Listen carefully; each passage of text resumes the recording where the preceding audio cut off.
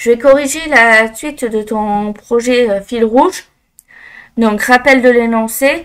Cela concerne la mise en œuvre d'une place de marché entre particuliers pour articles de glitch de seconde main. Donc, même s'il y a une marque derrière, ça veut dire que c'est de la vente entre particuliers.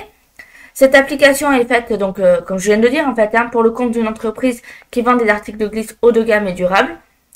Dans le cadre de leur démarche éco-responsable, ils désirent prolonger la durée de vie de leur matériel en favorisant la vente entre particuliers, l'entretien et la réparation. Les transactions ne pourront concerner que les articles de la marque. Ils mettent pour cela à votre disposition leur base de données d'articles et d'accessoires associés. Collecter les besoins. Donc, il faut identifier les principaux risques du projet pour les catégories techniques, équipe de projet et métier.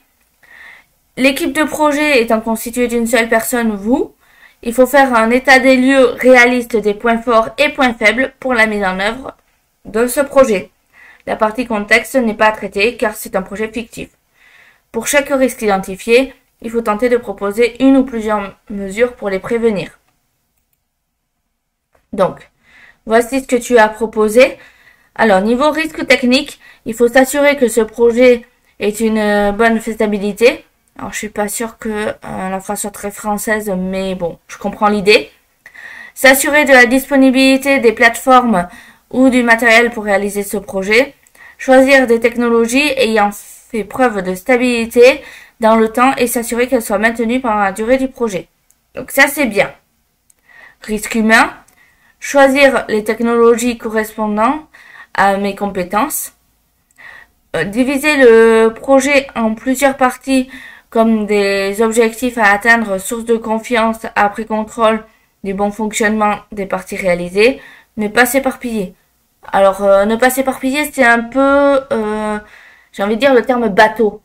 Parce qu'en soi, si tu utilises Trello ou Jira, il y a peu de chances que tu t'éparpilles parce que tu auras tout de noté. C'est comme un agenda, en fait.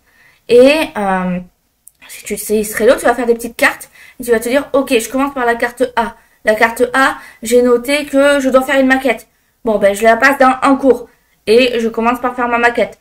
Une fois que ma maquette est terminée, je la passe à voir avec le client, par exemple. Le client visualise ma maquette et me dit, ok, c'est bon, banco, donc je la passe dans terminé définitivement et je prends la tâche suivante. Et ainsi de suite.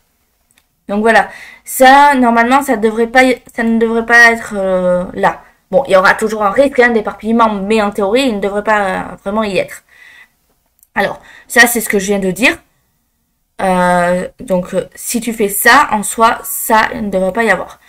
Et alors, tes compétences, pas forcément, tu vois, parce que parfois, tu as des clients qui t'imposent des technos.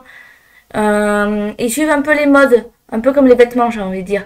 C'est-à-dire, ils entendent Python, c'est un langage super, c'est très à la mode, très utilisé actuellement. Il faut du Python parce que c'est ce qui te fait le mieux. Ben, ils vont dire, moi j'y connais rien, mais je veux du Python. Et toi, tu maîtrises pas forcément la techno, mais tu vas devoir utiliser Python, tu vois. C'est ça le truc. Donc là-dessus, voilà.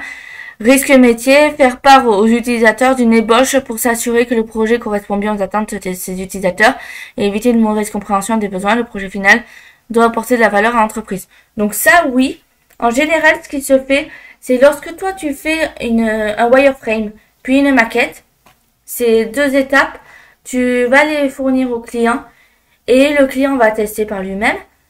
Et ensuite, potentiellement, il aura peut-être lui-même ses propres clients à qui il va faire tester. Il va montrer les maquettes, il va dire qu'est-ce que vous en pensez. Voilà, alors il y a un truc qui s'appelle prototype sur Figma, c'est essayer de naviguer sur la maquette et de me dire est-ce que ça vous semble intuitif ou pas. Voilà. Donc c'est bien. Alors de manière globale, tout ce que j'ai corrigé, c'est très bien, mais c'est un peu court sur certaines parties. Pense à développer davantage. Dis-toi, un cahier des charges, c'est ce qui doit être fait, oui, mais ça doit aussi pallier le fait que tu peux avoir des clients très pénibles qui vont te dire non, mais moi, ça me va pas. Si tu as décrit de manière trop floue dans le cahier des charges, ça peut tout vouloir dire et rien dire en même temps. Donc, il faut vraiment que tu décrives au maximum. Mais sinon, c'est bien.